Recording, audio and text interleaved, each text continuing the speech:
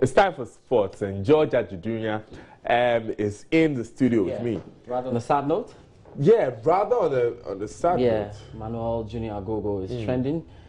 And the interview he had with the BBC, which is accessible on My Joy Online right now, on the sports page, you can go and have a look at it. Suffered stroke in 2015. Wow. And he's recovering. He lost his language, truly. But how does that happen? He's an active footballer, you know, fit man by all standards, having stroke. It happened 2 years after he retired. Okay, so he wasn't an active footballer. We're not too sure what happened in those 2 years. But aside that, we understand that the brain is a very complicated organ. And because it's localized, a lot could be happening up there that you really will not be. I know we've had issues with athletes having heart attacks and all of that. Exactly. It's a little bit of work we're trying to do on that to find out what actually goes on there, because these are athletes we expect to be so strong because they exercise every day in the play.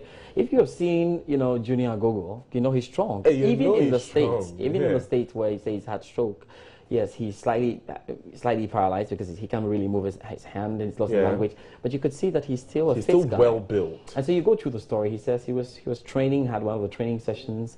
I mean, after jogging with his dog, and then there's a blackout, and then everything goes there. So he's not even looking too out of shape in that.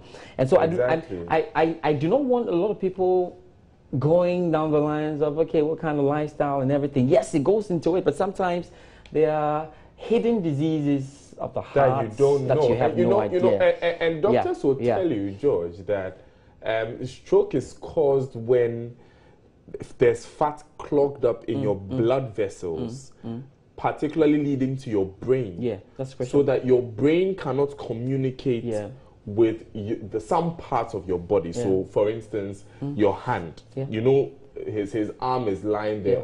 But you see, whereas we talk about it and say, okay, it's got to do with the heart condition, it's got to do with its cardiomyopathy, as I've learned. It's got to do with the structure of your heart, and you can have a hidden disease that you're not aware of. Because remember that all these athletes we're talking about have gone through massive screening exercises over and over again. That we look at Sheikh Tiote.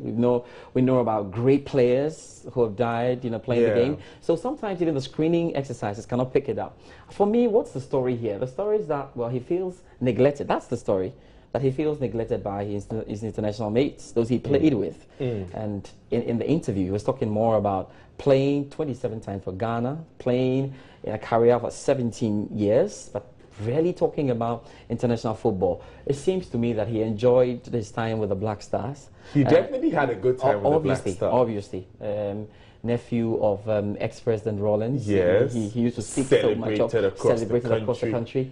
Junior Agogo. So that's where the emotive thing comes in. But you know, sometimes in the football circles, it's difficult for players to catch up with others. So it's not too surprising that they're not checking up on him, but especially when you hear he's not fine, he's expecting the guys to come over there. Well, Richard Kingston is on tape. We played that this morning. Richard Kingston is on tape saying he's apologizing on behalf of the Black Stars, all his mates, for not paying attention. That story is also on My Joy Online sports page. You can read that and get the reaction from the Black Stars. So, sad story though, but it tells us so many things. That today, Daniel, you're in the limelight. You have to stay very close. And for me, I saw that no matter what happens, your mommy is always by your side. That's the mommy, the only one left very close to him at this point in time. So, footballers, you know, everybody, those of you in the limelight, you have to know that there's always family. And you keep close to family, before we move on, let's hear Richard Kingston. Yeah, we can hear Richard Kingston shortly on what he had to say about this. I might say, me personally, he's my good friend when we were in the national team, especially 2008. We were together as a good friends, but along the line, I lost his contact, and I also feel sorry for him. You know, sometimes when you have friends from the beginning, and you think these are your friends, and later they betray you like this, it's very, very painful. So I would like to apologize to some of the players, because some of them also talk to him. So those who don't have the privilege to talk to him, I will take the opportunity to stand on behalf of them to apologize to Junior Agogo and his family.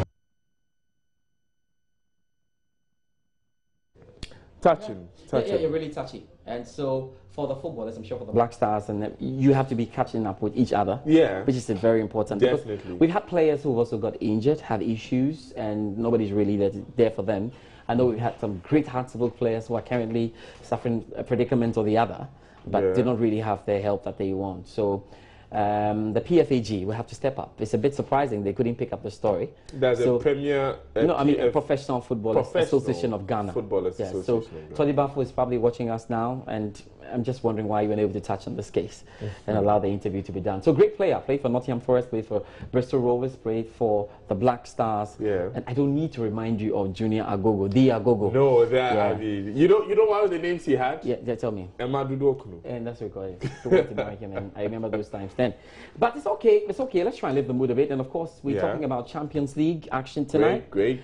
We've got Chelsea Roma to really think about, because it's about the biggest game. The first leg was very, very good. There was a flurry of goals, 3-3 between Chelsea and Roma. If Chelsea are able to beat Roma tonight, then they qualify to the next stage of the competition. If Roma are able to beat Chelsea, they stay in the competition, in contention to qualify. So that's the big game. But for Antonio Conte, he's thinking more about what happens on Sunday, because after playing Roma, Chelsea will play Manchester United this Sunday.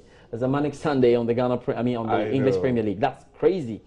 Now Manchester United play Benfica as well, and you remember the goal that allowed them to win the game. Exactly. And this game this time will be place at Old Trafford. They should find a way. These are the full fixtures here for you. Paris Saint-Germain will play against Anderlecht. There is Basel up against CSK Moscow for you. Barcelona playing Olympiacos. There's Sporting Lisbon up against Juventus. Atletico Madrid, who have to really rewrite the story in this season's Champions League. They play against Karabakh and they're playing at home. They must find a way. Good news for Chelsea fans, though, is likely N'Golo Kante will be joining the fray now. They've missed him so much, and clearly why they've not been getting the results. So just about, there's more to look forward to on midday today. Barbara Tando is in, so we'll be hearing from her crucially. She's back from the UK, so you expect the UK staff. As for these sports people, they just go and come. Yes, they like that. doing that. I these mean, sports guys. I've been here barely months, guys, and don't worry. I've seen them travel so many. Don't mind the sports Elvis, guys. please, I want to do sports. That's your sport. Thank you very much, George Adu Jr., for bringing us the sports. My name is Daniel Daze. Thanks for staying with us for News Desk today. Have a great day.